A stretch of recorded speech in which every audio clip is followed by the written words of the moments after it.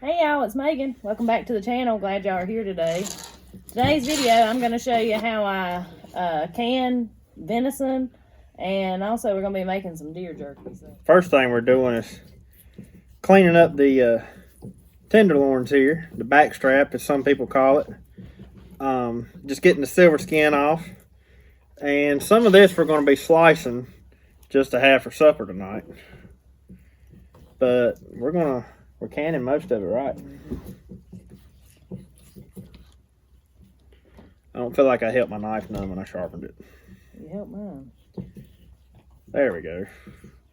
Just cutting in that tough piece. So deer meat has, if you're not familiar with deer meat, unlike cow or pork, it has this skin on it. Anyway, it makes it tough. Yeah, I guess it's edible. I'm pretty sure I've eaten a piece or two of it before, but it's just really, really chewy and tough. You can't... Makes it kind of unpleasant to eat when you've got this on there still. So if you ever work deer meat, make sure you get all this little filmy looking layer off. This deer meat has set overnight in a cooler full of ice. So it's a little bit slimy from being in the water. Do you want to set some of that other out so it'll dry while we're sitting? Yeah, that's a good idea. As we're sitting here. This ham right here is almost dry, except for on the bottom side, because it was sitting on the very top. It got a little. It's salt. Oh, it's salt. Oh, I was about to say, why has it got dirt all over it? It's salt.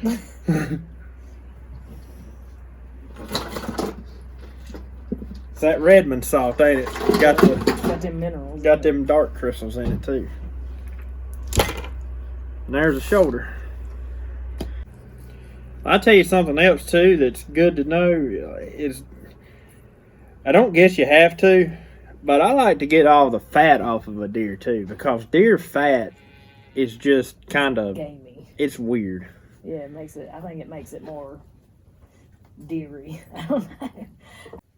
Now we call these tenderloins, a lot of people call them back straps, if you're wondering what this cut is.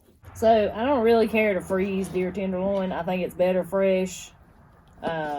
Just personal opinion. So what we'll do with the rest of it is we'll chunk it up and can it. It makes really good canned deer meat too. So I know some people's probably gonna flip out over that, but yeah, you're gonna say, what in the world? You're gonna can that good old meat? But yep, that's what we're gonna do. Too, so well, if you want to, just slice that whole one up, and I'll just chunk this whole one. The whole one? Yeah. Okay. I'll slice it till I get down to the end where it's hard to slice. But this one's pretty fat. So would you rather have that one? This makes me sad, but I don't like it frozen. Just get over it. I know. Look at that. Look how pretty that is. That's some pretty meat. But you're going to cut into that ham and it's going to look the same. I know. I don't know. One thing I'll mention when working with deer meat like this, where it's more like a beefy, like a beef meat. I don't know how to explain it. The meat is more, I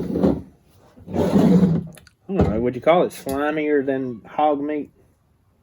Because pig meat is a lot different. Pig meat is greasy. This ain't greasy. Yeah, hog meat is different than any other meat you'll ever work up. So for every single meat that we work up, we like using these Victorinox knives, except for hog meat, fresh hog meat. Yeah. And when we're fresh hog meat, because these things have this thin blade on them. I like fat dulls though. And what the knives. I like the fact that these have the thin blade and they're easy to get up under here and like fillet this silver skin off and everything like that. Now when, like if I'm slicing a hog tenderloin or something like that, I do like these knives because that thin blade works well for slicing. But when we're working hog meat, y'all, when you're working fresh hog meat, it is hard to beat an old hickory knife. They're getting harder and harder to find. I think you actually can find them on Amazon. I think so. Because we buy them at the local... There's a local store up the road here that we can buy them from, which we've got a lot. And one of our good friends makes knives too. And we've started using a lot of his knives as well when we're working hog meat. Does he have a website? Who? Aaron? Mm-hmm.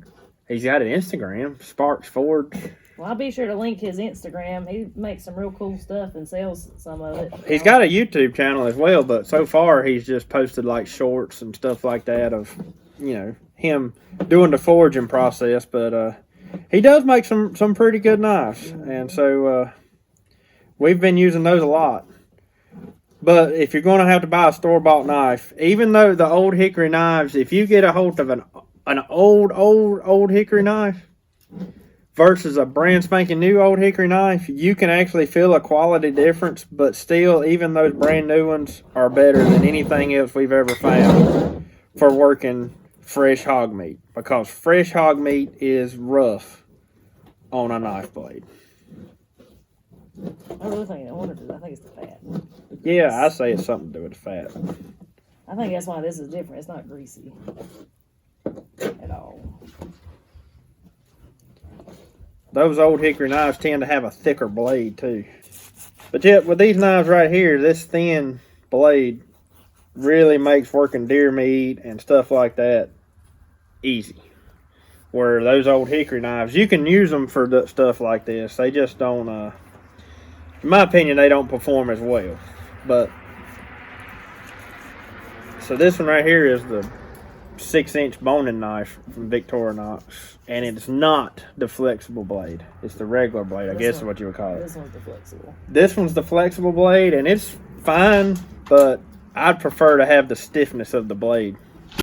So next up, we're going to be taking a few of the big muscles out of the ham here and cutting those into jerky. So this piece here is the ham, and there are several different muscles in that ham. Like once you go to cutting them out, you can find them, and you find the seam and you just cut them out of there. Well, I've got a nice chunk of meat right here that I'm going to cut for making jerky. So you see the grain is running long ways in this meat. Well, the way we've always done it, and the way I like to do it, is cut against the grain when I go to slicing my jerky. Daddy, this piece of meat. So first what I'm going to do is, where this is so thick right now, I'm going to cut right down through the center of that just to thin it out some. So I can have, well, I don't guess it'll hurt to have wide strips of jerky with it. Or would you rather have them narrow strips? This right here part's totally preference. It doesn't matter. Thin, I don't care. As long as they're thin. Yeah, so this is totally preference to whether you want to do that or not. I think I will slice just a little bit off. So you want me to cut all the muscles apart? Yeah, cut them all apart and clean them up. Clean all the stuff off of them.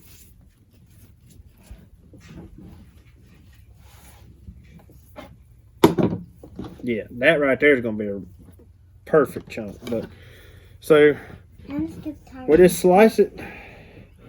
I kind of always slice it a little bit at an angle against the grain. She ate it. She ate it, Mom. But she's not going to have this bone. And I'm going to tell you right now, just because we like doing it against your grain doesn't mean you'll like doing it against the grain. It just makes it a little easier to chew and tear apart when you have it against the grain, because you can rip it apart a whole lot easier. I hope that makes sense. Is this bacon? I guess if you cut it with the grain, your jerky will be tougher. It won't necessarily be unedible, because you'll still have to, you can still chew on it or whatever. But if it's cut with the grain, it'll just be, when you bite into it, you'll really have to tear to get that stuff apart.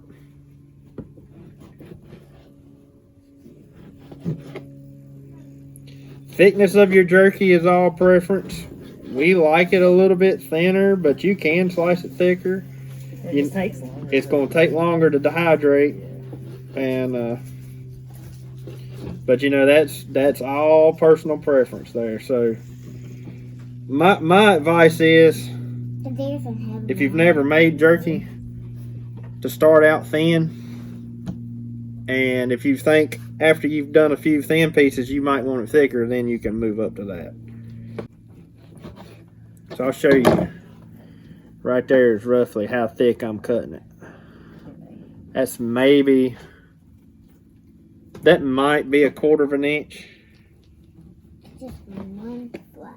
Maybe not quite that much. This one. Deer jerky is one of the best snacks Yeah, if you could ever ask for. you've never made any deer jerky, I highly recommend it. I like it better than beef jerky. It's some of my favorite.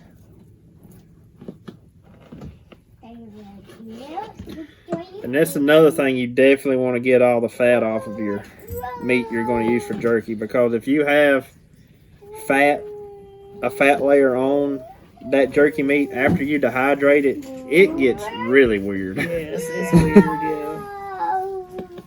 Texture's weird. Texture's weird. Now it soaks up the flavor of whatever you marinate your jerky in amazingly, but it's weird. These right here are some fine looking pieces of jerky. Look at that. That's perfect. Golly. It's making my mouth water just thinking about it. So now I'm getting into the end piece here. And instead of fighting with that, trying to hold it to slice it, that's going into the chunk meat over here that we're canning. There's no use in fighting that and getting aggravated with it and wasting your time chasing it around when you've got much more to work with, and you can just simply put it in your canning piece, your canning pile. So we got all this worked up here. We've got a little less than half of a 5-gallon bucket of scrap meat. That's going to the chickens. We've got a little roast. We've got supper tonight, which is the deer tenderloin. This is all jerky meat, and that's all canned meat. And so she'll show you exactly what she's going to do with the canned meat here in just a few minutes. All right, we're going to get this in the pressure canner. You don't have to add any liquid to it. Meat will make its own liquid. Some people like to add water. I don't personally, and you'll see the end product. It'll have plenty of juice in it. I'm gonna add you about a teaspoon of salt to each one.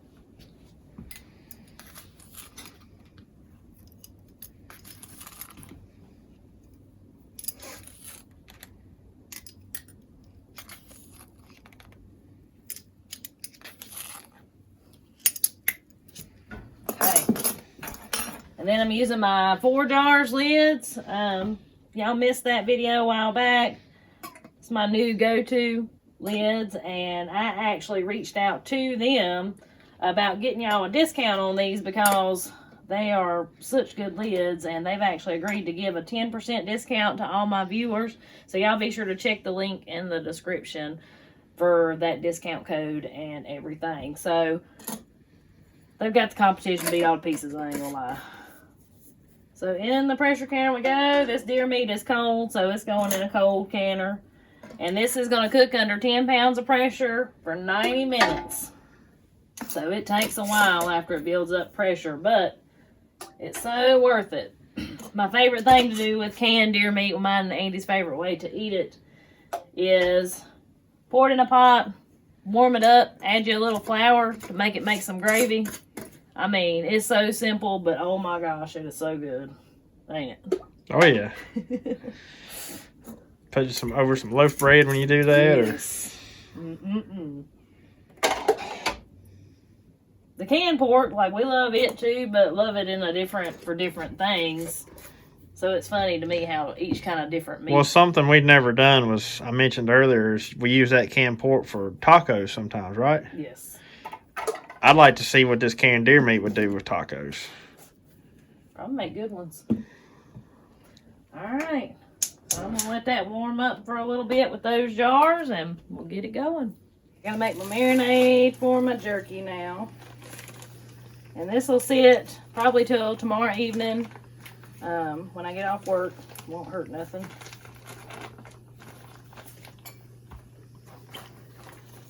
I'll leave the recipe that I'm using down in the description. I actually got it off the Bearded Butcher's website. It's been so long since I made any. I had a recipe wrote down at some point or another, but who knows where it's at now. That right here. Yeah, who knows where it's at.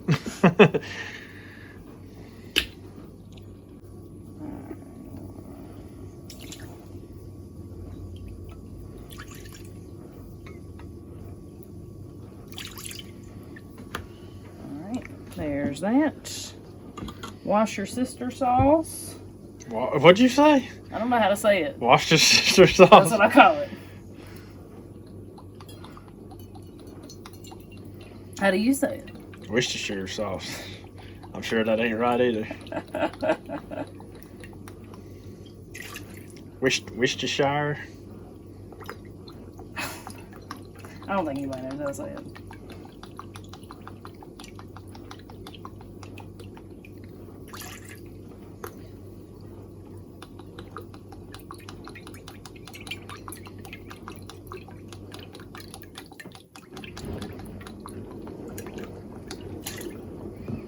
Takes a lot of that stuff, don't it? Yeah. Alright. Honey. Honey. This is some local honey that I traded some lard for. Pretty tickled over that. I like it when I make a good trade. Megan and her trading.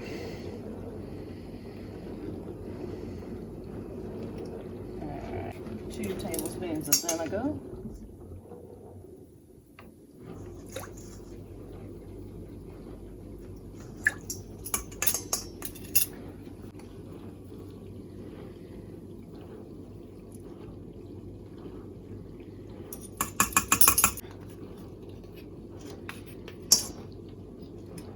This is gonna be so good.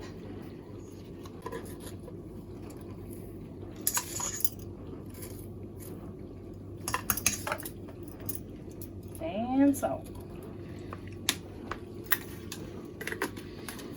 A whole lot goes into one of them marinades. I know it was a lot.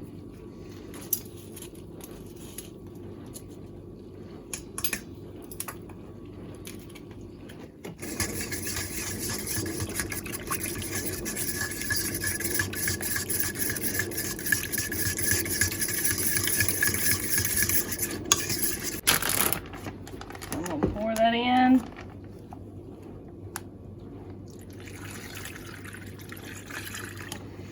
Now, how do you know you got enough jerky to cover the meat you have?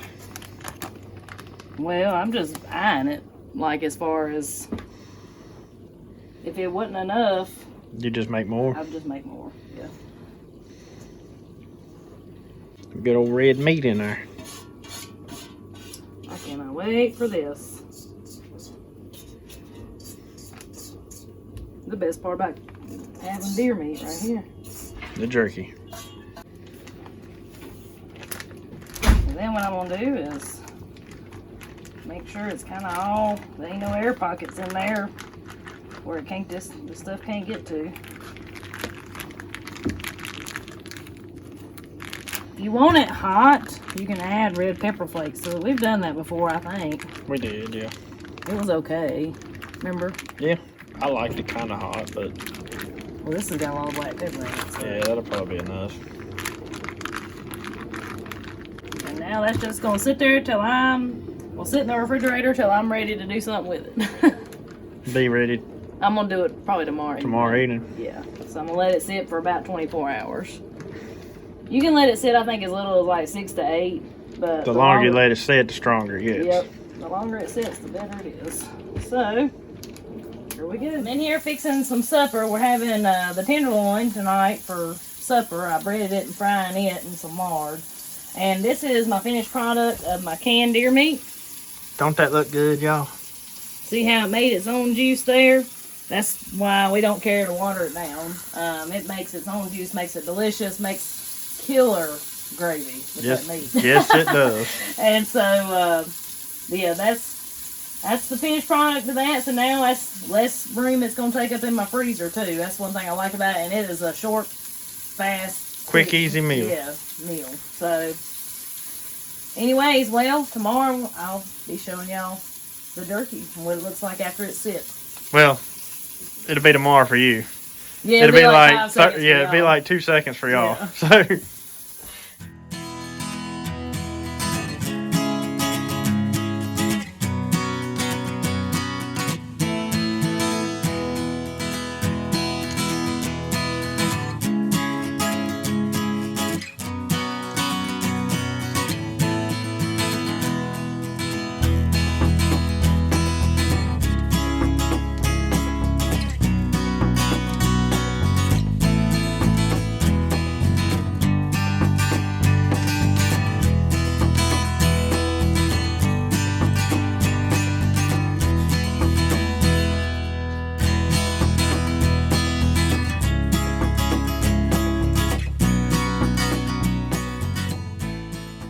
Alright, so here we are on day 3 of this video. Probably 5 minutes or something for y'all, but so my jerky dehydrated around, I want to say like 14-ish hours.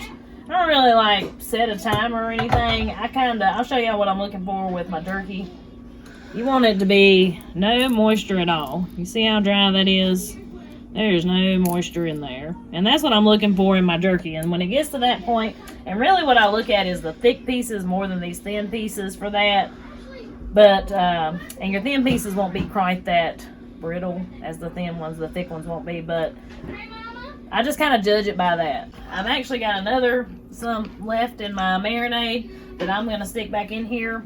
Let that run too. But I'm going to put this just in a Ziploc bag. I always write the date on it. And I'll keep it in the refrigerator. That'll just help it keep from molding. So like when you buy beef jerky at the grocery store, it's got those little moisture packs in it. So you stand a chance of it getting moisture in it if you leave it out at room temperature. It just keeps a little better in the refrigerator. I've kept it both ways. It does tend to mold after, what'd you say, Andy, a couple of weeks. It tends to mold if you leave it out. So it keeps just a little better in the fridge. But it's delicious. Me and Andy's already been eating on it. Like you can tell, this top tray was full, but I'm gonna show y'all something real quick here. So, see how easy I broke that? That's why I cut it against the grain when I go to slice it.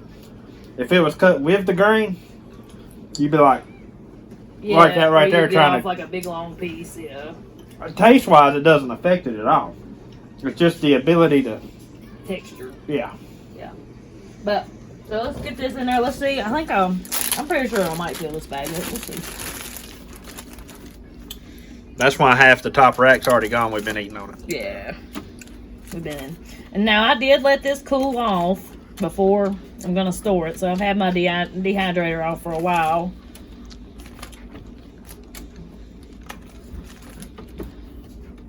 I just don't like to store it when it's still warm because it could gather moisture in the bag.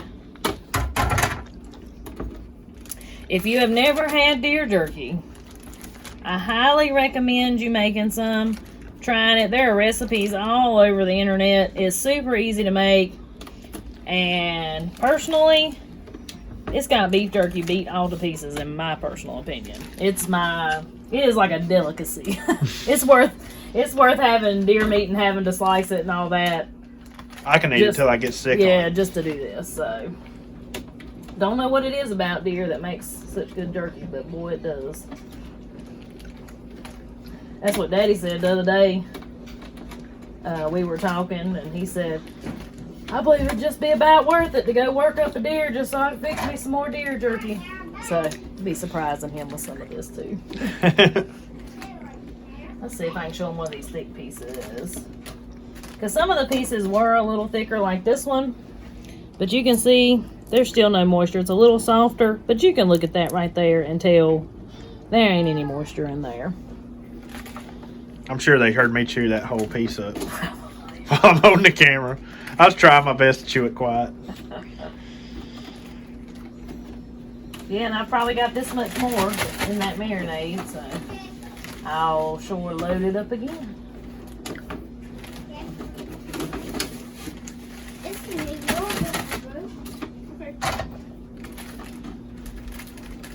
But anyways, guys, I really hope you enjoyed this video. A little something different. I've never done anything with deer, I don't think, on the YouTube channel at all. So this is something new to y'all that I've done for many, many moons. But I filled that bag up. I'll have to get another one. I do hope you learned a little something. I hope you enjoyed this video. If you feel like this was a help to you or could help somebody you know, be sure to give us a share. And anyways, guys, till we see you on the next one. Y'all have a good one. Have a good one.